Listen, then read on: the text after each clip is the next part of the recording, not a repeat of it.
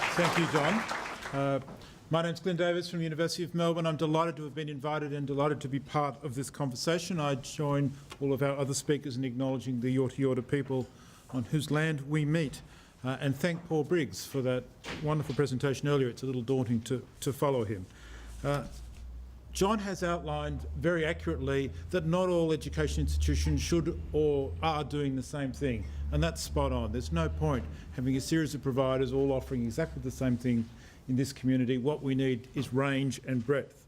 And there have been very good discussions between La Trobe and our colleagues at GoTAFE and Melbourne to make sure that we are each addressing different parts of the education puzzle.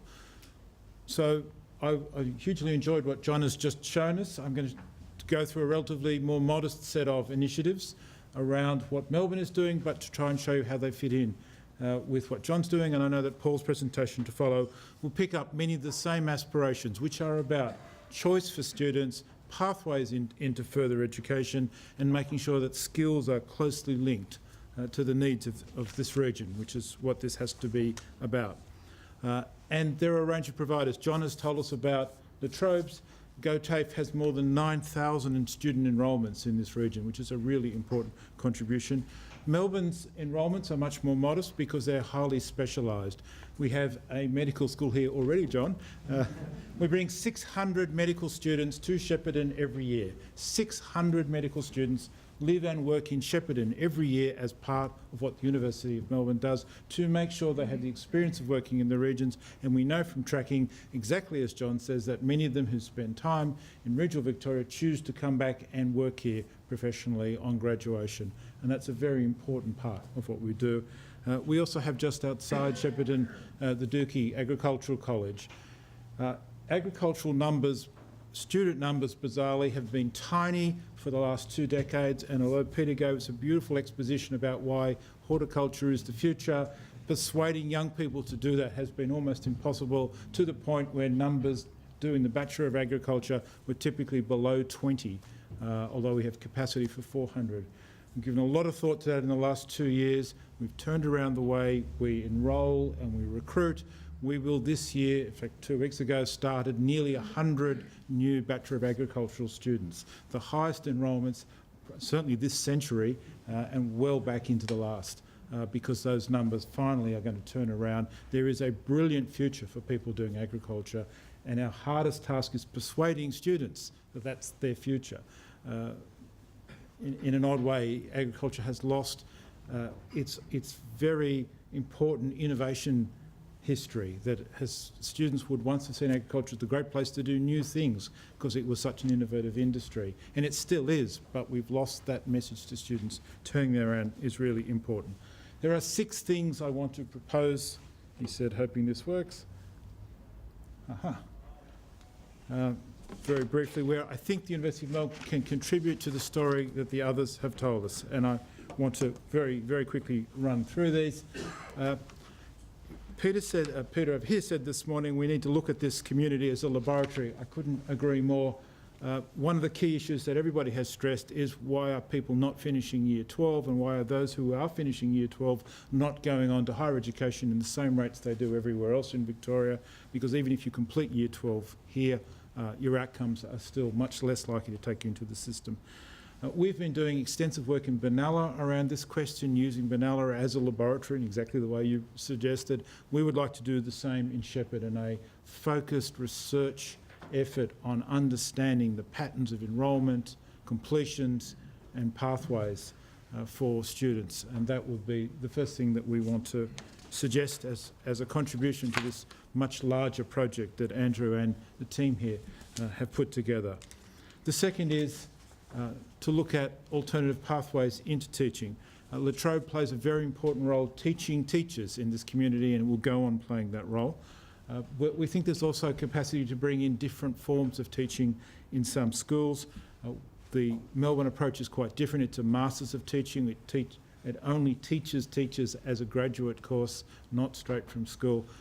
And the interesting question is whether introducing some Masters of Teaching students into the schooling system in Shepparton might be an advantage. It has certainly been in Benalla. We think it might be here.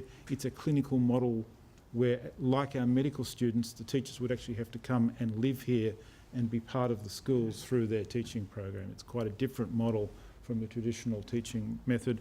We would like to give that a go in Shepparton and see if it makes a difference to outcomes in the Goulburn Valley. And it's the outcomes that matter, not the process. But we think we can do something very interesting here. We also have to address this question that John rightly points to, and that's about pathways. Yes, the Bendigo Bank provides fine scholarships for students from regional Victoria to come to Melbourne, and has for a long time, and those students prosper, but as John points out, they don't all choose to come back.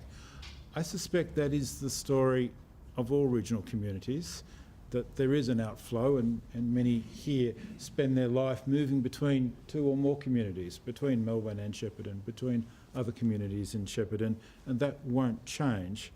But it is important we provide both opportunities to study and stay here, and La Trobe does a fine job, along with GoTAFE.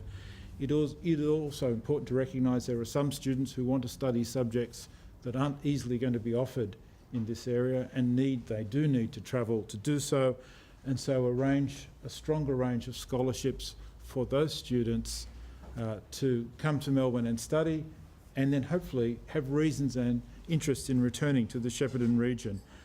And part of what we've been exploring therefore is how we could target some of our scholarships into this region and make more opportunities available, with an incentive, as John's just suggested, around focusing on Year 12 students to make sure they see that there's a pathway beyond school for those who choose to study. Across Victoria, that's about 40% of Year 12 students will choose to go to a university. A slightly smaller but significant proportion will go to a TAFE. And that's a number we have to aspire to in Shepparton, to get our Year 12 completion and throughput rates to around the state average, which would be really strong and would more than double the number of students from this community who do go on to study.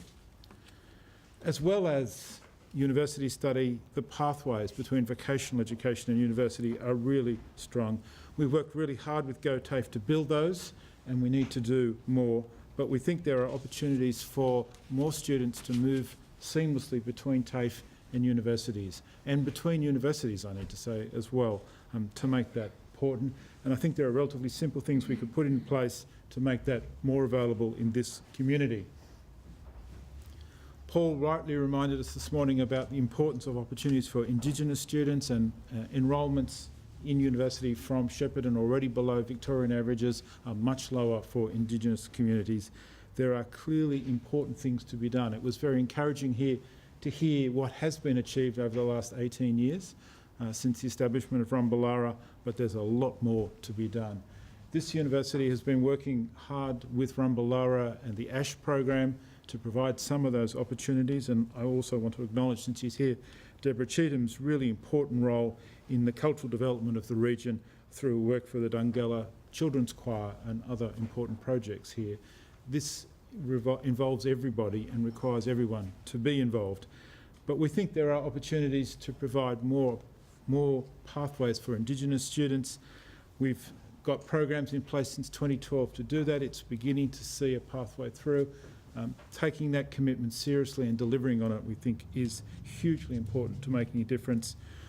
For Melbourne, given its education model, we have a particular interest in encouraging Masters of Health Science students to spend time, often to come back because they're from the region, and spend time in this community and hopefully stay to work here after graduation. So pathways are important. And finally is research. Universities are research organisations. It's actually what we do very well. The University of Melbourne is, after the CSIRO, the largest research organisation in Australia, and it should use some of those skills around workforce in this area. Again, Peter's presentation this morning reminded us that this is a community rich in opportunity, but finding a gap between what should happen here and what is. And this whole aspiration of Andrew bringing us together is about philanthropy's role, and business's role, and community's role in making sure that Shepparton gets there. And as an important part of all of those communities, the university has a really significant role in. So we'd like to do some research with the community around the workforce. Peter mentioned the investment in irrigation.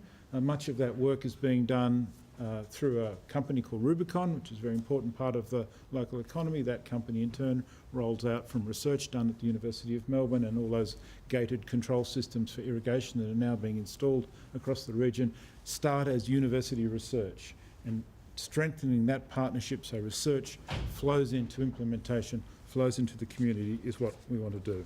So those are the 6 initiatives the University of Melbourne would like to offer to this program, to this process, recognising that we are a small part of a very big picture and that we have to work closely with GoTAFE and La Trobe to make sure that taken together the higher education system is contributing powerfully to the development of Shepparton. We think we have something to offer and would very much like to take up the opportunity. Thank you.